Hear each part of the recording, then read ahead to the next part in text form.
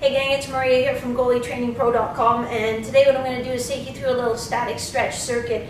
And this is a circuit that you do before your dynamic warm-up, before working out, practicing, or playing any games. So static stretch circuit, and then doing your dynamic warm-up. Some of you might have heard or be familiar with some research that showed static stretching decreases your peak force production or your peak power production. But if we follow it up with a dynamic warm-up, it kind of negates those effects, and then you're ready to hit the ice. So it's a little bit best of both worlds. It's something you've been doing in the Revolution gym for about 2.5 years, and it's really worked well, seeing our athletes really improve their flexibility and perform great in the gym. So let me take you through a little dynamic warm-up. This is a hip flexor with the foot on the wall. So sometimes you just kind of back your way in to the wall there and then bring one foot forward. Your knee should be cushioned, otherwise it's going to be really uncomfortable.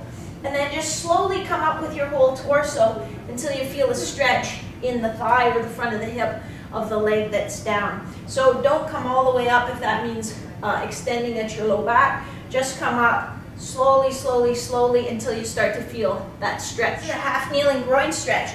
So one knee is down, one leg is out, and then you're just sitting back in your hips to feel more stretch. Think about gliding your hips straight back. I don't want you to round your lower back as you do that. So my hands are inside this knee is pointing straight ahead. I'm trying to extend my back knee and be nice and tall in my spine. So right out the top of my hip, I'm trying to reach almost through my heel and through the top of my head. Then we'll go to a pigeon stretch. So our foot will come across this way, parallel to the floor, resting on the floor, and then I'm sitting back in my hips. Again, I don't want to sort of round over like that. I want to push my hips towards the ground and be long in my spine. Let me show you from the side what I mean. So not rounding over this way, pushing through those hips, and that stretch I feel in my glutes. This one feels nice. Sometimes people forget to include their upper body, so your hands out in front, sitting back in your hips, feeling a stretch through sort of the back part of your armpit. And halfway through the duration of the stretch, turn your palms up. Just get a slightly different angle.